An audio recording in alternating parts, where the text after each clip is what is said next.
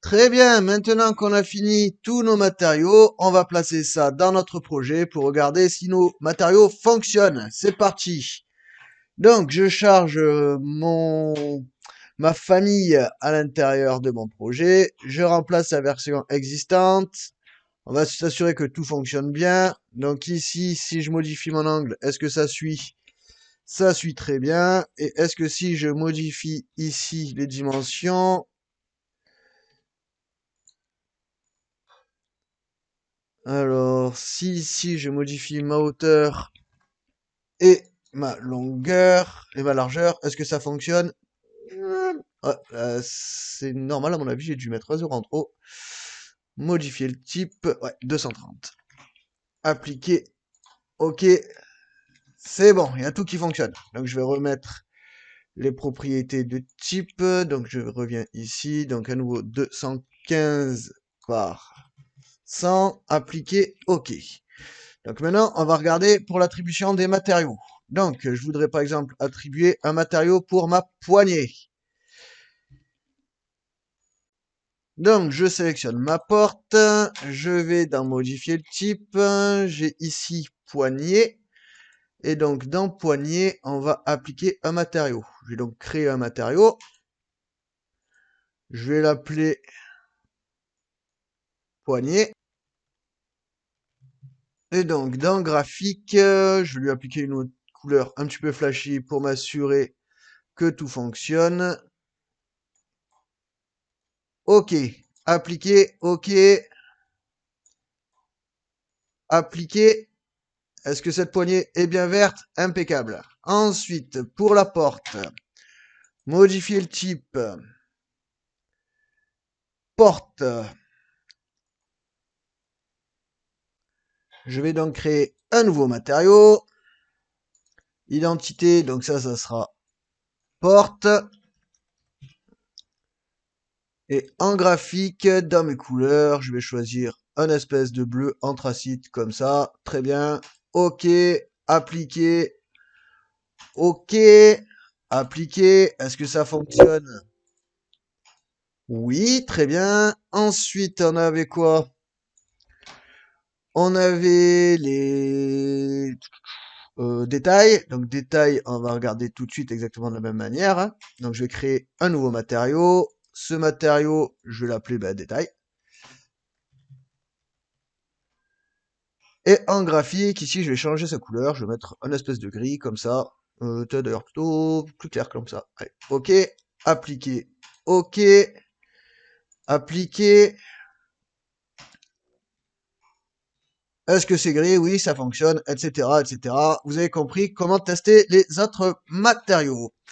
Et il y a un dernier truc sur lequel j'aimerais finir, c'est sur les visibilités. Parce que si je viens ici sur mon rez-de-chaussée, ici, je trouve qu'il y a beaucoup de détails pour la porte. On pourrait, par exemple, se passer des poignées.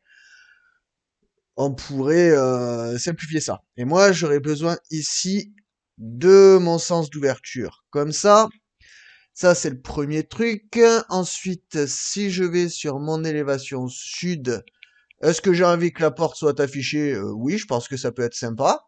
D'avoir un détail comme ça montre bien comment la porte doit s'ouvrir. Et Et voilà, donc on va regarder un petit peu comment est-ce qu'on peut gérer les affichages. Donc je vais double-cliquer sur ma porte, je vais sur mon niveau de référence, et là je vais dessiner mon encombrement. Donc pour faire ça, ce que je vais faire, je vais déjà masquer les choses que je n'ai pas envie de voir pour l'instant dans la vue. Donc il s'agit de mon huisserie et de ma porte par exemple. Donc je sélectionne les deux avec CTRL, je clique sur les petites lunettes et masquer l'élément. Voilà, et là, ici, je vais donc... je sais pas pourquoi, lui, il a pas voulu se masquer. Regardez, tac, masquer l'élément, voilà, impeccable. Et donc là, ici, je vais dessiner une ligne symbolique pour représenter mon ouverture. Donc, pour faire ça, je vais aller dans Annoter, ligne symbolique. Ici, je vais prendre mon outil ligne, et je vais donc dessiner une ligne comme ça. Puis, je vais dessiner un arc, donc je prends bien cet arc-là, arc centre-fin.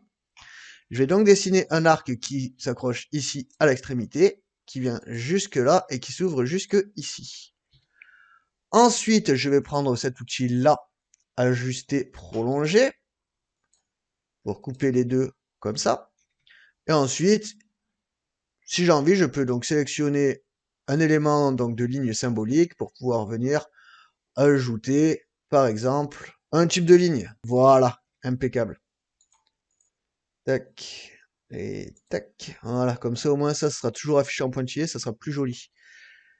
Donc, je vais retourner sur mes lunettes et je vais restaurer mon masquage. Voilà. Et donc, maintenant, je dois vérifier si je modifie ma dimension pour ma largeur ici, si mon ouverture fonctionne toujours bien.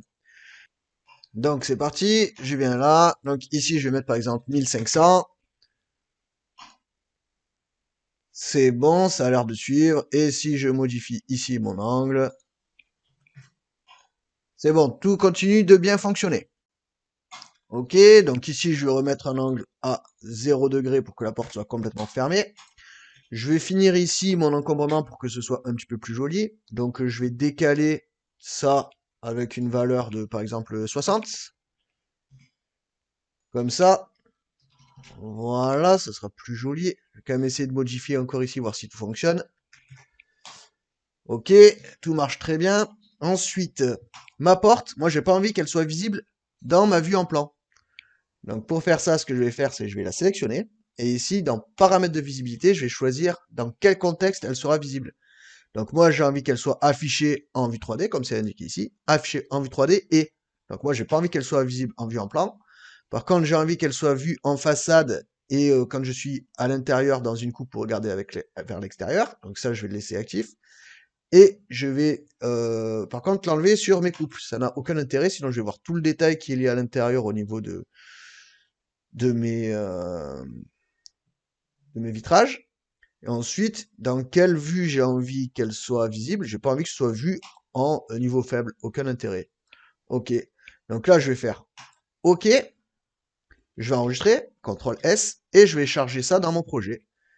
Donc, je charge dans le projet. On porte RVT. OK. Je remplace la version existante.